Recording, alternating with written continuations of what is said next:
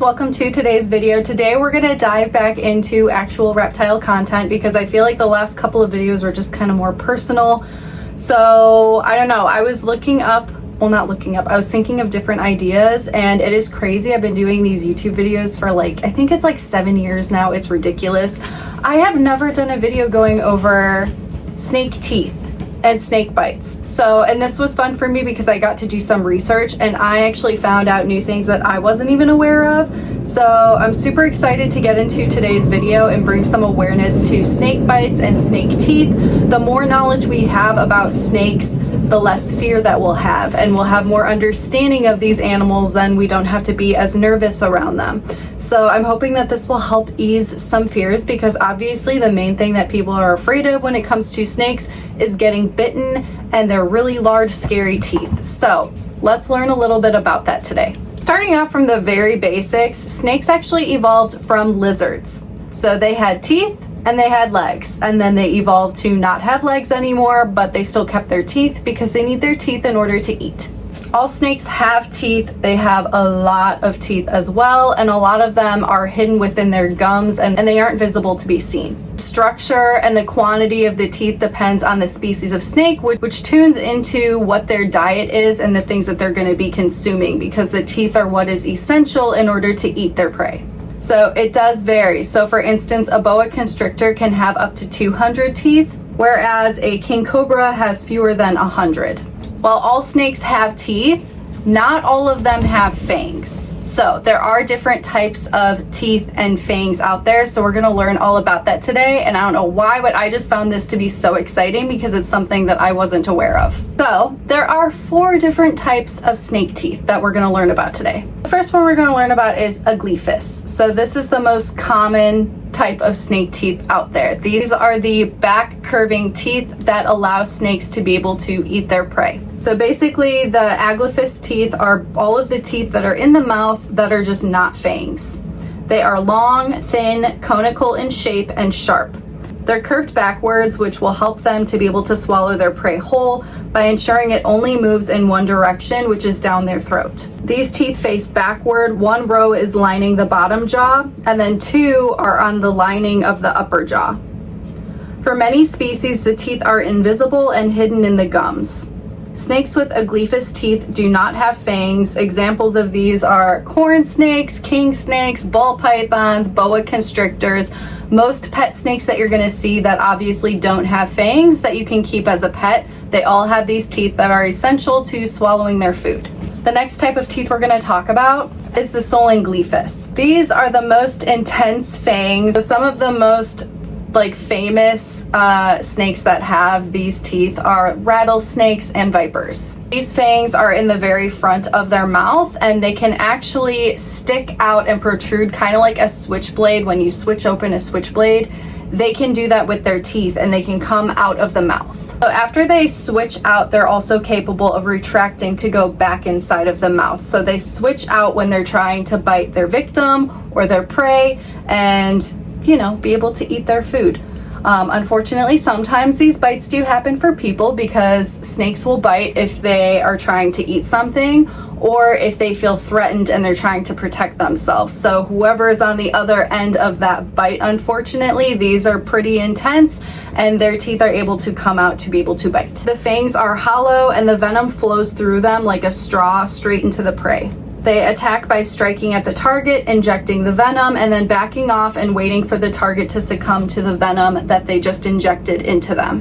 So this is like the most common type of teeth that I was aware of, and I don't know why. I thought that all venomous snakes kind of had these protruding front fangs, but not all of them have it. So we're going to talk about the next one, which is proteroglyphus teeth, which are for elapids, and they're also known as fixed front fangs. So these fangs are fixed, meaning they're not going to be coming out of the mouth and retracting whatsoever. They stay fixed in place in the front of the mouth. So some of the snakes that have these teeth are mambas, cobras, and coral snakes. The fangs are still at the front of the mouth. They just aren't going to be sticking out and going back in. They're going to stay completely in place. These fangs are not hinged and cannot extend outside of their mouth, and they are 1/3 of the size of the solenglyphus snakes. So they're a little bit smaller than those intense fangs that we see on rattlesnakes and vipers as well. And then the last set of teeth that we're going to talk about are the rear fang teeth, also known as the opistoglyphus. So these ones have fangs located in the back of their mouth. These fangs are not in the front, they're all the way in the back. And this is intended because instead of, kind of biting a prey and then waiting for the venom to take over that prey so that way they can eat peacefully, these ones have to bite and hold on to their prey. That way they can fully inject the venom into it. So that's why these fangs are located in the back of the mouth, because this snake is going to be fully latching on and holding tight so that way that venom can finally get into the animal. And these are common with hognoses.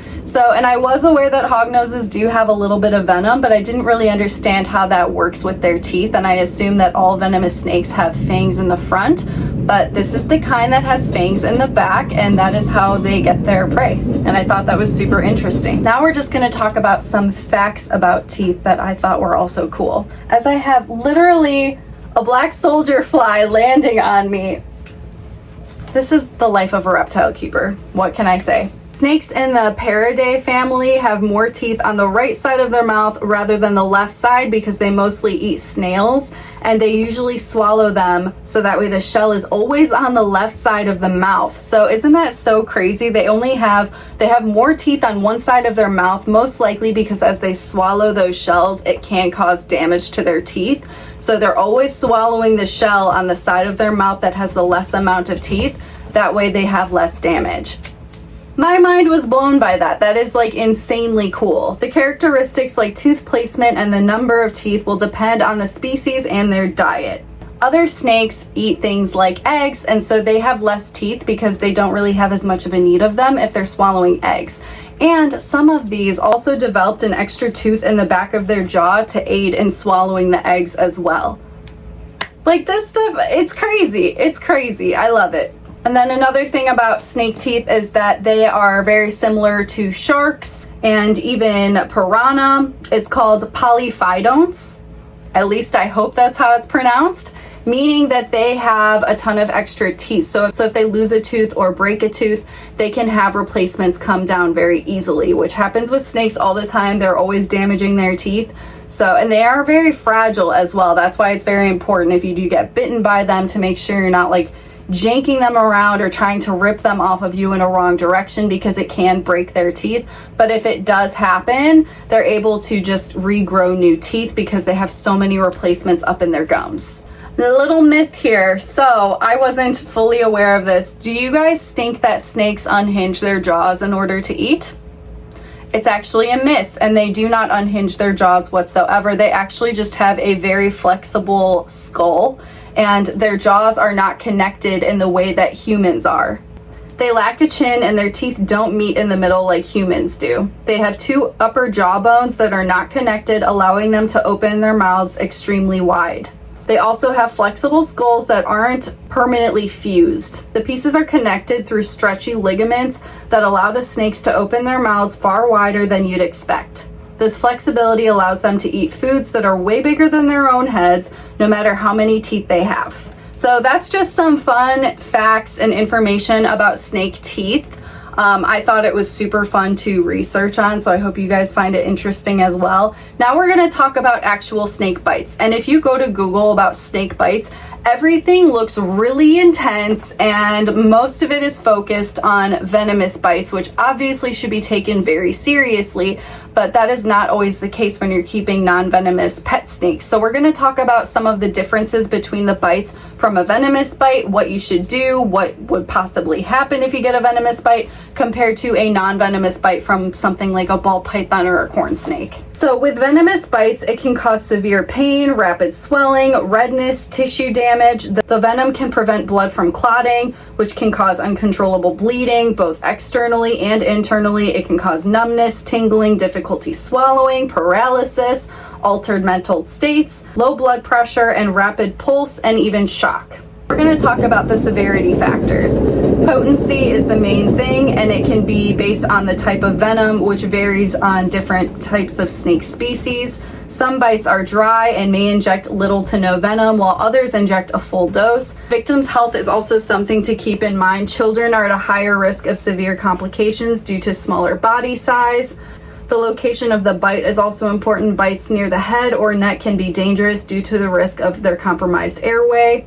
And then the timeliness of treatment, if you get prompt medical care, especially for an anti-venom, this will greatly improve your chance of survival. So the things that you should do if you are bitten by a venomous snake, or if you get bitten by any wild snake and you're not sure, these are things that you should do just as a precaution. Obviously, the first thing you should do is call 911 or go to an emergency room immediately. It's best to stay calm and to stay still physically, because panicking will increase your heart rate, which will help spread the venom throughout your body, which is not what you want to happen. Remove any tight objects such as rings on your body that can possibly cut circulation, as swelling may occur. Elevate the bitten area, possibly above your heart level if possible. Do not try to cut or suck venom. It is ineffective and it can cause more harm. Don't apply a tourniquet because this can cause severe local tissue damage. So obviously a venomous bite is very intense and should be taken extremely seriously.